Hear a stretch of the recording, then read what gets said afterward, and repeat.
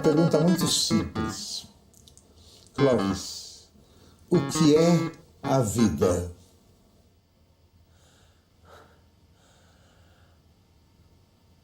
A vida é uma condição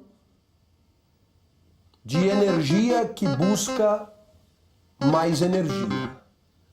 Potência em busca de potência. Clóvis, o que é a vida? Intervalo de tempo em que uma energia dura com alguma consciência que acredita ser alguma coisa. Clóvis, o que é a vida?